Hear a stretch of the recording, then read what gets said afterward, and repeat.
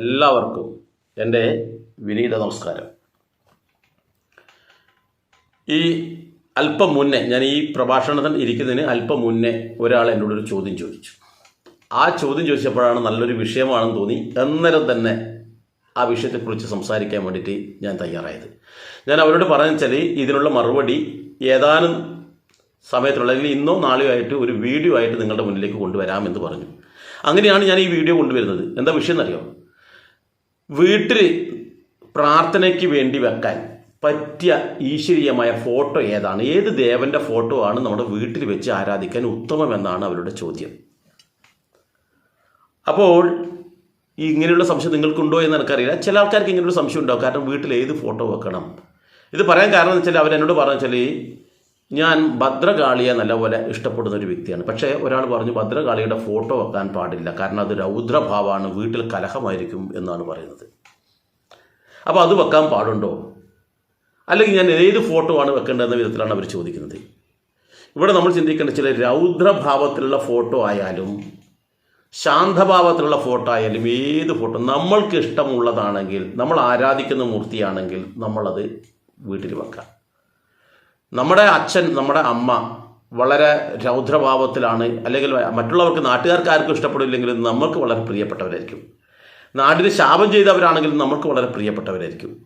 അവരെ കാണാൻ ഗുണമില്ല, കണ്ടാൽ ഭയാനകമായ രൂപമാണെങ്കിലും മക്കൾക്ക് അവരെ വളരെ പ്രിയമായിരിക്കും. ഭദ്രകാളിയുടെ രൂപം ഭയാനകമാണ് എന്നുള്ളത് ആർക്കാ? മറ്റു ശത്രുക്കൾക്കാണ് അവർ ഭയാനകമായിട്ട് ഭദ്രകാളി പെരുമാറുക. അതുപോലെ ഭക്തന്മാരെ ചേർത്ത് പിടിക്കുന്ന ദേവതയാണ് ഈ പറയുന്ന ഭദ്രകാളി. എന്നീ ഭദ്രകാളിയുടെ അവതരണം അവർ ചോദിച്ചെന്താണ്, ഏത് ഫോട്ടോ ആണ് വീട്ടിൽ വെക്കേണ്ടത്? വെച്ചാൽ ഏത് ഫോട്ടോയും നമുക്ക് വീട്ടിൽ വെക്കാവുന്നതാണ്. ഏത് ഫോട്ടോ നമ്മൾ ഏതാണോ ഈശ്വര സങ്കല്പത്തിൽ ആരാധിക്കുകയും പൂജിക്കുകയും ഒക്കെ ചെയ്യുന്നത്, നിങ്ങൾക്ക് ഏറ്റവും പ്രിയപ്പെട്ടത് ഏതാണോ അത് നമ്മൾ പൂജിക്കുകയും ആരാധിക്കുകയും ചെയ്യാം. എന്നാൽ ഉത്തമമായിട്ട് നമ്മൾ വീട്ടിൽ നിർബന്ധമായും വെക്കേണ്ടുന്ന 1-2 ഫോട്ടോസ് ഉണ്ട്. നമുക്കറിയാം ഈശ്വരൻ ഒന്നേ ഉള്ളൂ. ആ ഈശ്വരൻ്റെ വിവിധ ഭാവങ്ങളാണ് നമ്മൾ ഇന്ന് കാണുന്ന നിരവധി രൂപങ്ങൾ. കാരണം വെച്ചാൽ ശിവൻ, വിഷ്ണു, ബ്രഹ്മാവ്, ഗണപതി, അയ്യപ്പൻ, സരസ്വതി, മഹാലക്ഷ്മി, പാർവതി, അതുപോലെ തന്നെ സുബ്രഹ്മണ്യൻ, അങ്ങനെ തുടങ്ങി നിരവധി ദേവതാ സങ്കല്പങ്ങളെ നമ്മൾ ആരാധിക്കുന്നുണ്ട്. പക്ഷേ ഈ ചൈതന്യം ഒന്നേ ഉള്ളൂ. അതിനെ പല രൂപത്തിലാണ് ആരാധിക്കുന്നത്. നമ്മുടെ പുണ്യഗ്രന്ഥങ്ങളിൽ വ്യക്തമായി പറയുന്നുണ്ട്. എന്നിരുന്നാലും സാധാരണക്കാരൻ്റെ മനസ്സിന് തൃപ്തി വരാൻ വേണ്ടിയിട്ട് ഭഗവാനെ തടസ്സങ്ങളില്ലാതാക്കാൻ ഗണപതി ഭഗവാനെ വിഘ്നേശ്വര എന്ന് നമ്മൾ ഭഗവാനെ വിളിക്കുക, തടസ്സങ്ങളില്ലാക്കാൻ. ഗണപതിക്ക് പ്രീതിപ്പെടുത്താൻ വേണ്ടി അന്ന് ഗണപതി ഹോമം ഒക്കെ ചെയ്യുന്നത്. അപ്പോൾ അതേപോലെയാണ് ഇപ്പോൾ ധനത്തിന് വേണ്ടി നമ്മൾ ധനലക്ഷ്മിയെ, ഐശ്വര്യത്തിന് വേണ്ടി മഹാലക്ഷ്മിയെ, ശക്തിക്ക് വേണ്ടി പാർവതിയെ, വിദ്യയ്ക്ക് വേണ്ടി സരസ്വതിയെ, അതൊക്കെ നമ്മൾ നമ്മുടെ സംതൃപ്തിക്ക് വേണ്ടിയിട്ട് നമ്മൾ പ്രാർത്ഥിക്കുകയാണ്. ഏത് ദേവതയെ ആരാധിച്ചാൽ ഇതെല്ലാം നമുക്ക് കിട്ടും. അപ്പോൾ വീട്ടിൽ നമ്മൾ ഫോട്ടോ വെക്കുമ്പോൾ പരമാവധി നമ്മുടെ മാനസികമായിട്ട് നമ്മുടെ കുടുംബത്തിൻ്റെ ഉയർച്ചയ്ക്ക് വേണ്ടിയിട്ട് വെക്കുമ്പോൾ ഏറ്റവും പ്രധാനമായി വെക്കേണ്ട ഒരു ഫോട്ടോ ഏതാണെന്ന് വെച്ചാൽ നമ്മുടെ കുടുംബ ദേവതയുടെ ഫോട്ടോ ആണ്. ഈ കുടുംബ ദേവതാ സങ്കല്പം എന്ന് പറയുമ്പോൾ നമ്മൾ കൃത്യമായി മനസ്സിലാക്കണം, ഒരുവിധം എല്ലാ ആൾക്കാരുടെയും പൗരാണികമായിട്ട് നോക്കുമ്പോൾ, പഴയ കാലത്ത് നോക്കുമ്പോൾ നിങ്ങൾക്ക് എല്ലാവർക്കും ഉള്ളതാരും അറിയാം, ഭദ്രകാളിയാണ് കുടുംബദേവത. ഒരുവിധം എല്ലാവർക്കും. അപ്പോൾ ആ കുടുംബദേവതയുടെ ഫോട്ടോ നമ്മുടെ വീടുകളിൽ വെക്കണം എന്നുള്ളതാണ് എൻ്റെ അഭിപ്രായം. കാരണം എന്താ? കുടുംബദേവത പ്രസാദിച്ചാലാണ് നമുക്ക് തടസ്സമില്ലാതെ എല്ലാ കാര്യങ്ങളും ഭംഗിയായി പോകുക. ജ്യോത്സ്യരത്ത് പോകുന്ന എന്തെങ്കിലും പ്രശ്നം ഉണ്ടാകുമ്പോൾ നമ്മൾ ജ്യോത്സ്യരത്ത് പോകുമ്പോൾ എന്താ പറയുക, നിങ്ങൾ കുടുംബത്തിൻ്റെ ഒരു ക്ഷേത്രം ഇങ്ങനെ നാശോമുഖമായി കിടക്കുന്ന, അല്ലെങ്കിൽ കുടുംബദേവതയെ നിങ്ങൾ കാണുന്നില്ല, ആ ദേവതയെ പ്രാർത്ഥിക്കുന്നില്ല, അവിടെ നിങ്ങൾ പോകുന്നില്ല, അതിൻ്റെതാണ് ദോഷം എന്നൊക്കെയാണ് ചില ആൾക്കാർ പറയാം, ചില ജ്യോത്സ്യന്മാർ പറയും കുടുംബദേവത.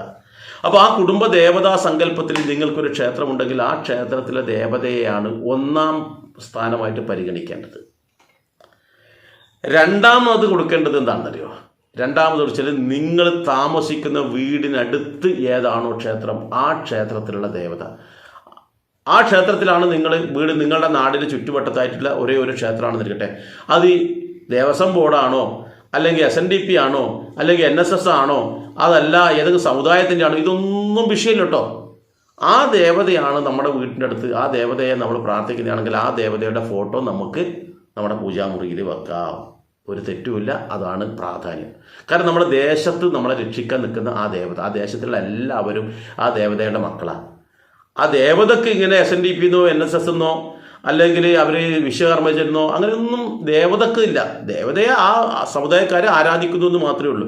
അപ്പോൾ നമ്മൾക്കും ആ ദേവതയെ മുറുക്ക പിടിക്കുക. ആ ദേവതയുടെ ഫോട്ടോ നമ്മുടെ വീട്ടിൽ വെക്കുന്നുണ്ട്, ഒരു തെറ്റുമില്ല, അത് നല്ലതാണ് എന്നർത്ഥം. മൂന്നാമത് എന്താ വെച്ചാൽ, ഏതെങ്കിലും ഒരു മഹാക്ഷേത്രത്തിലുള്ള ഒരു ഫോട്ടോ വെക്കുന്നുണ്ടോ? നിങ്ങളുടെ നാട്ടിൽ ഏതാണോ മഹാക്ഷേത്രം, ആ ക്ഷേത്രം, ഇപ്പോൾ തൃശ്ശൂർക്കാരുടെ നാട്ടിൽ മഹാക്ഷേത്രമായിട്ട് വടക്കുംനാഥൻ്റെ ഫോട്ടോ വെക്കാം.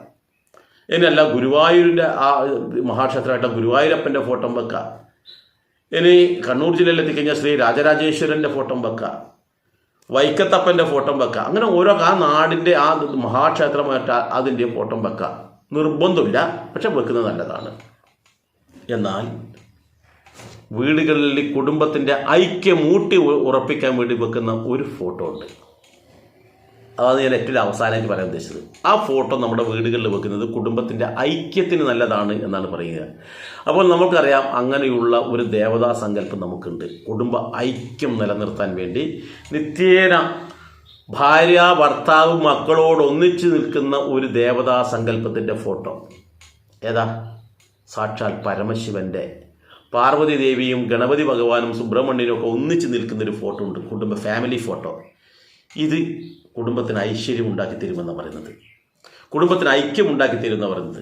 പക്ഷെ എന്ത് വേണമെന്നറിയാം, ഓരോ ദേവതാ സങ്കല്പത്തെ വെക്കുമ്പോഴും ആ ദേവതാ സങ്കല്പത്തെ പ്രാർത്ഥിക്കുമ്പോഴും നമ്മുടെ മനസ്സിൽ അതിൻ്റെ തത്വം കൃത്യമായി പതിയണം. വെറുതെ ഫോട്ടോ വെച്ചിട്ട് പ്രാർത്ഥിച്ചിട്ടൊന്നും ഒരു കാര്യമില്ല. അപ്പോൾ നമ്മൾ ചിന്തിക്കുന്ന ശിവഭഗവാനെ ഞാൻ പ്രാർത്ഥിക്കുന്നത്, ശിവഭഗവാൻ എന്ന് പറഞ്ഞാൽ കുടുംബനാഥനാണ്. ആ കുടുംബനാഥൻ സ്ട്രോങ് ആയി നിൽക്കുന്നത് കൊണ്ടാണ് ആ കുടുംബം എല്ലാം ഭംഗിയായി പോകുന്നത്. അപ്പോൾ ഞാൻ കുടുംബനാഥനാണെങ്കിൽ ആ ലെവലിൽ നിൽക്കണം. അതുപോലെ കുടുംബനാഥയാണ് സാക്ഷാൽ പാർവതി ദേവി. അപ്പോൾ ഞാൻ പാർവതി ദേവിയാണ്. അപ്പോൾ എൻ്റെ ആ പ്രവർത്തനം എല്ലാവർക്കും, പാർവതി ദേവി എന്താ മംഗളകാരിയാണ്, എല്ലാവർക്കും മംഗളം ഉണ്ടാക്കുന്നു. ശിവനും മംഗളകാരിയാണ്, എല്ലാവർക്കും മംഗളം ഉണ്ടാക്കി കൊടുക്കുന്നു, നന്മ ഉണ്ടാക്കി കൊടുക്കുന്നു. അതുപോലെ ഞാൻ വർത്തിക്കണം. ഞാൻ വെറുതെ പ്രാർത്ഥിച്ചുകൊണ്ടോ ആരാധിച്ചുകൊണ്ടോ കാര്യമില്ല, ഞാനും അതുപോലെ വർത്തിക്കണം എന്നർത്ഥം.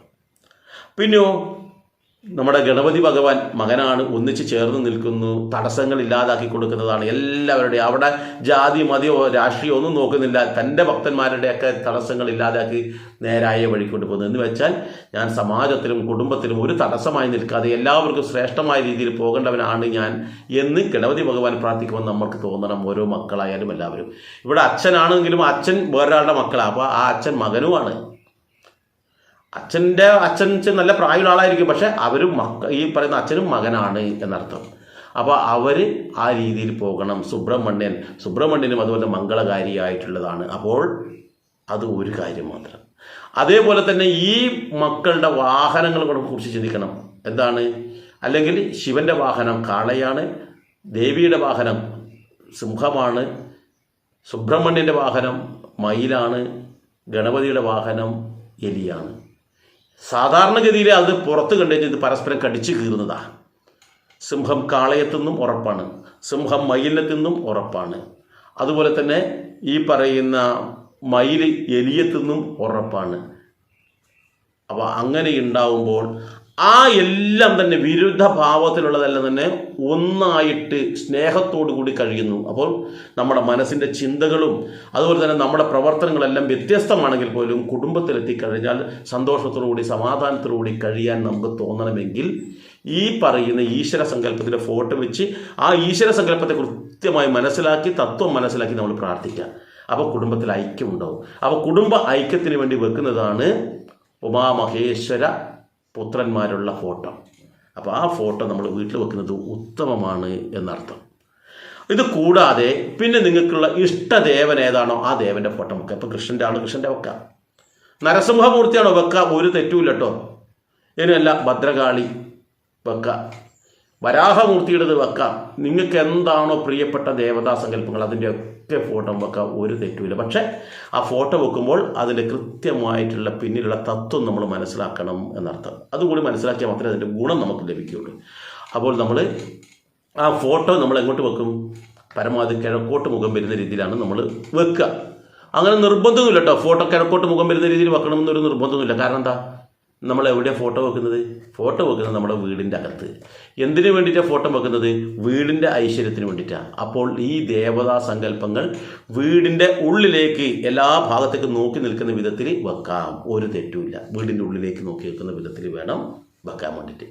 അപ്പോൾ ഇന്ന് മുതൽ തന്നെ നമ്മൾ അങ്ങനെ എന്തെങ്കിലും ഇഷ്ടദേവൻ്റെ ഫോട്ടോ ഒക്കെ ഉണ്ടെങ്കിൽ നമുക്ക് അവിടെ കൊണ്ടുവന്ന് വെച്ച് ആ ദേവതയെ പ്രാർത്ഥിച്ചുകൊണ്ട് നമ്മുടെ തടസ്സങ്ങളൊക്കെ ഇല്ലാതാക്കി സന്തോഷപൂർവ്വം നമ്മുടെ കുടുംബത്തെ മുന്നോട്ട് കൊണ്ടുപോകാൻ നമുക്ക് കഴിയണം. അപ്പോൾ ഇന്ന ഫോട്ടോ എന്നല്ല, എല്ലാ ഫോട്ടോയും വെക്കാം. പക്ഷേ ഞാൻ നേരത്തെ പറഞ്ഞ ആ ഫോട്ടോ നിർബന്ധമായിട്ടും വെക്കാൻ വേണ്ടിയിട്ട് നമ്മൾ ശ്രമിക്കണം. ഏതാണ്? 1 നമ്മുടെ കുടുംബദേവത, 2 നമ്മുടെ ഗ്രാമദേവത, 3 നമ്മുടെ ചുറ്റുള്ള ദേശത്തിൻ്റെ ക്ഷേത്രമായിട്ടുള്ള അവിടുത്തെ ദേവത, പിന്നെ നമ്മുടെ ഇഷ്ടദേവത.